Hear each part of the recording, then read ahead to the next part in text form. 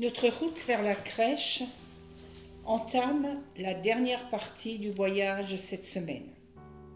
Nous voilà maintenant tout proche de Bethléem, de la grotte où vont s'établir Marie et Joseph pour accueillir le petit enfant qui va naître dans quelques jours. Il nous reste une dernière barrière qui nous barre le chemin. Et cette barrière a pour nom égoïsme. Depuis le début de l'Avent, en fait, ce mot est présent sur notre chemin. Le trop de confort, la peur, la malhonnêteté de nos trois premières barrières viennent souvent de notre égoïsme. C'est bien l'égoïsme qui empoisonne ma vie, qui m'enferme sur moi-même, qui m'empêche de voir les autres. Tout ce qui est égoïsme dans ma façon d'être doit disparaître. Disparaître pour laisser toute la place à Jésus qui vient. Mon cœur doit être dans quelques jours une maison accueillante, éclairée, une maison propre pour accueillir l'enfant roi qui veut habiter chez moi. Mais qu'est-ce que c'est l'égoïsme? Pour les adultes, pour les enfants, pour moi. Mais c'est tout simplement ne pas partager, ne penser qu'à moi, m'aimer moi avant d'aimer les autres, dresser des palissades autour de mes affaires, autour de ma chambre, ne pas me soucier des autres qui sont dans le besoin, peut-être juste à côté de moi. La parole de Dieu de ce dimanche vient nous interpeller. Le psalmiste chante dans le psaume 23 « Qui peut gravir la montagne du Seigneur et se tenir dans le lieu saint? L'homme au cœur pur. » Et le prophète Isaïe nous rappelle « Dieu lui-même vous donnera un signe, la Vierge mettra au monde un fils, qu'elle appellera Emmanuel. » Alors qu'allons-nous faire pour cette dernière étape? Réfléchissons.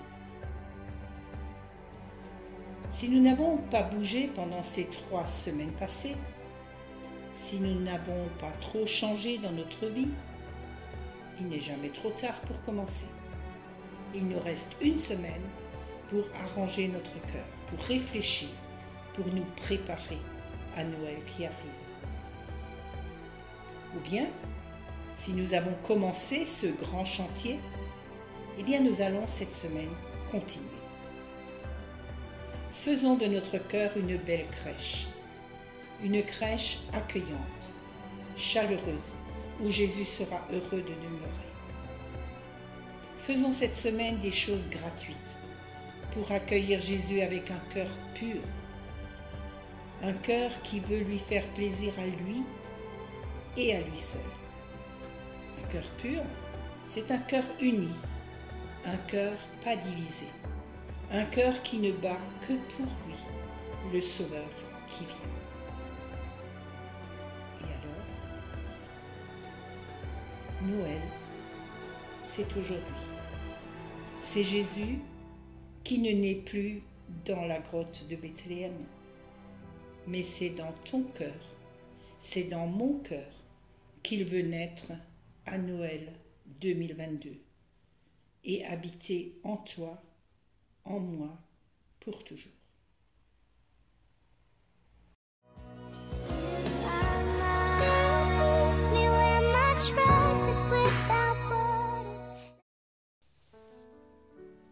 Nous nous retrouvons aujourd'hui pour la dernière fois. Ce dimanche, nous célébrons le 4e dimanche de l'Avent, c'est-à-dire la dernière étape avant Noël. Nous allons donc réaliser la 4e face de notre bougie. Une dernière barrière est à franchir pour arriver à la crèche. Après le confort, la peur, la malhonnêteté, nous découvrons aujourd'hui le mot égoïsme. Réfléchis à ce que signifie pour toi être égoïste. Tous les jours, tu construis dans ta vie des murs, des barrages, des palissades qui empêchent les autres d'entrer chez toi et qui te protègent toi pour ne pas te laisser déranger par eux. Cette semaine, alors que nous sommes tout proches de Noël, il est temps d'inventer quelque chose. Un geste, un cadeau pour aller au-delà de l'égoïsme et rejoindre les autres, ta famille, tes camarades, ceux que tu rencontres dans ta vie. Si tu ne sais pas aller vers les autres, si tu ne sais pas partager avec les autres ce qui est important pour toi, comment pourrais-tu dans quelques jours accueillir Jésus? Or, Noël, c'est cela, accueillir Jésus qui vient, accueillir Jésus qui veut venir habiter chez toi. Jésus est né il y a 2000 ans dans une grotte à Bethléem. Mais aujourd'hui, il veut venir habiter non plus dans une grotte, mais dans ton cœur. Noël, c'est aujourd'hui. Noël, c'est le 25 décembre. Noël, c'est chaque jour quand tu permets à Jésus de vivre chez toi, en toi, avec toi. C'est pour cela que nous allons finir maintenant cette bougie en ajoutant la 5e face, celle de Noël. À toi, à tes parents, à tous ceux que tu aimes, nous souhaitons que tu vives une année de vrai Noël, un Noël de paix et de joie, parce que Jésus vient habiter chez nous.